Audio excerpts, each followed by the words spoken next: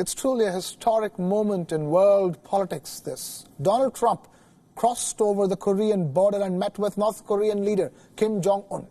A chilling moment it was really when the two leaders were seen walking towards each other at the Korean border. And to top off the historic visit, the president walked over the border, I repeat, walked over the Korean border and set foot into North Korea. What's more, the president also invited Kim Jong-un to the White House. It remains to be seen whether Kim will take up Trump's offer, as no North Korean leader has ever visited the United States of America. Here's what the two leaders said after this historic moment on your screens of the two leaders shaking hands at the DMZ, or the demilitarized zone of the Korean border.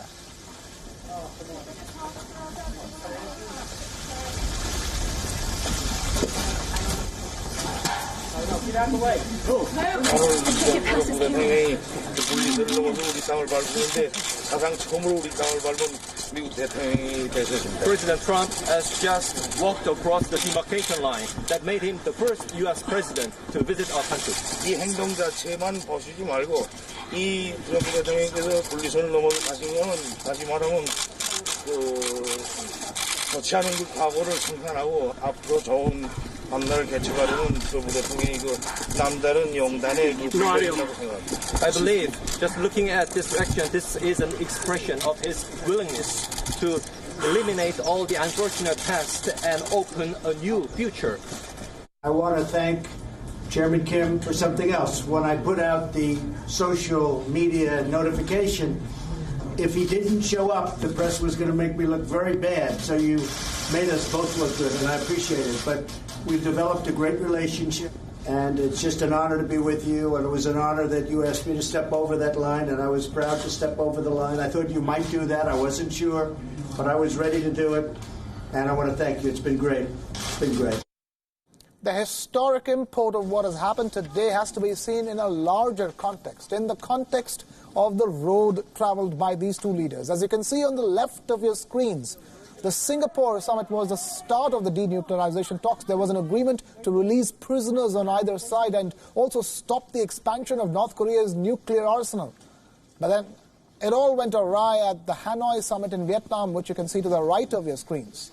Trump remained adamant on Kim giving up his nuclear arsenal, while Kim wanted immediate relief from U.S. sanctions. In the end, the summit was cut short and both leaders left with a bitter experience. Since then, relations between the two countries have remained frozen until now. Everything that has transpired today has its origins in Donald Trump's favorite mode of communication. A small tweet he put out while in Osaka in Japan for the G20 summit. This is what Trump had said on Twitter: "I will be leaving Japan for South Korea. While there, if Chairman Kim of North Korea sees this, I would meet him at the border/DMZ just to shake his hand and say hello." Well, it seems not only did Kim see the tweet, he has also responded in the best possible way that Trump could have imagined.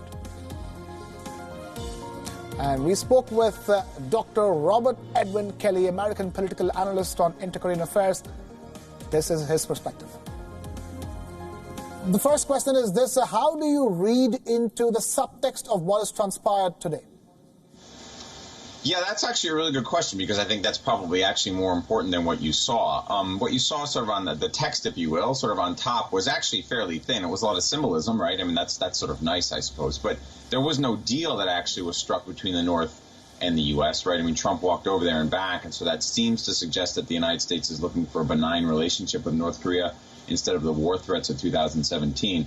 But when it comes to the subtext, I mean, there really wasn't a whole lot as far as like a deal, right? And it looks an awful lot like it was another photo op. And I think that's really been the criticism out there from the analyst community, is that this looks like it's kind of another Trumpian stunt, right? Where he does something sort of really outlandish and sort of exaggerated, and there's a lot of media attention and he gets lots of pictures and stuff like that.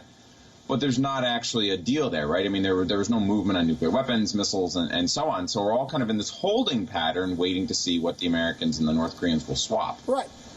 Professor Kelly, then the point here is that you've seen Kim Jong-un playing ball with what Trump is having in mind. And bearing that in mind, what do you think these two are up to after that failed Hanoi summit? Is this some kind of a face-saving after that? Yeah, that's actually a good point. I think it is. To a certain extent, I mean, both of them came away from Hanoi sort of fairly embarrassed and not really quite sure where things were going, right? If you've been paying attention to this, the people who are paying attention to this will notice that for the last 3 or 4 months, there was basically nothing. I mean, in March and April, it was just sort of dead. Everybody was just out there sort of wondering, like, what are we doing? Is this going to happen again or something like that? And I think that's one of the reasons why Trump sort of brought this back to life over Twitter in the last couple of days, in part, because, I mean, Trump wants this to work somewhere, right? I mean, Trump pretty clearly wants a Nobel Prize. He arm-twisted Shinzo Abe to nominate him for a Nobel for this. Trump is looking at a tough re-election campaign coming up, and this is a way for him to market a foreign policy success. And so I think the president really wants this, and this was an opportunity. I was about to ask you that, Professor Kelly. You do have the re-election campaign in full swing. It has kicked off in all earnestness, and this is certainly a political tool for Trump. But what do you think is in it for Kim Jong-un? Because he's been cozying up to Beijing as well, parallelly. Yeah, that's right. I think the North Koreans actually genuinely want a deal, right? I mean, there's a lot of debate out there about whether or not the North Koreans are just taking advantage of Donald Trump, right? That Donald Trump doesn't really understand these issues. He's kind of lazy. He doesn't read very much. He's sort of being manipulated by Kim or Moon or Xi Jinping or whatever. I actually don't fully buy that. I think that the president, or excuse me, I think the North Koreans do genuinely want a deal. They are looking for some kind of accommodation with the rest of the world. They do want sanctions relief. They do want access to the global banking system and things like that. And so they have to talk to the Americans for that. So I think the North Koreans might actually be willing to bargain. That's why they keep coming back and back for these things. But they're looking for a lot more than what the Americans are offering. And that's why, despite all the symbolism of the summits, you're not actually seeing a whole lot of movement because we're all still waiting to hear what the terms of the deal will be. And a lot will be understood if Kim Jong-un decides to make that trip to the White House. Yeah, I bet he does it. I mean, the security is probably the biggest thing, right? There'll be concerns that, people would go after him or something like that. But I think he'll probably do it. I mean, Kim and Trump have both, to a certain extent, staked their legitimacy on this thing, right? Trump's presidency is bolstered by the perception that he's breaking peace with, he's making peace with the North Koreans. And to a certain extent, Kim Jong-un at home, right? Kim Jong also faces opposition from hardliners at home. And if he brings home something real from the Americans, right, sanctions relief or sort of like, photos of him in the White House or something like that, that bolsters his prestige. It helps reinforce him against the generals and other opponents in Pyongyang. So I think the two of them are now sort of locked in this embrace. I think they'll keep going with it. Even if there's no deal, I think they'll still at least have these summits. And I'm going to end with one last question to you about the two people who are not being discussed at this point in time, and that is South Korea's President, Moon Jae-in, and, of course, the President of China, Xi Jinping.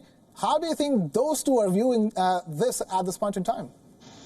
Yeah, I think they're both actually quite supportive. I think the one sort of outsider who's probably uncomfortable with this actually is Shinzo Abe of Japan.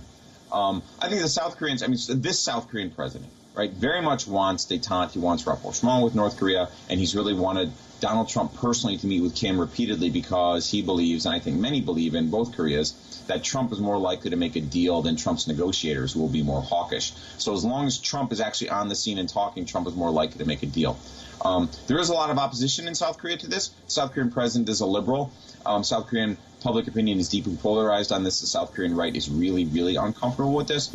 But in China, I think they're all for this, too. The Chinese don't want a war between the Americans and the North Koreans. They want some kind of deal between the U.S. and North Korea that stabilizes the situation. So I think the Chinese are kind of a silent partner. I think they're just in the back, sort of encouraging the North Koreans to participate. It's really the Japanese, I think, who are really sort of unnerved by this because Japan feels a lot more threatened by North Korea than either South Korea or China does.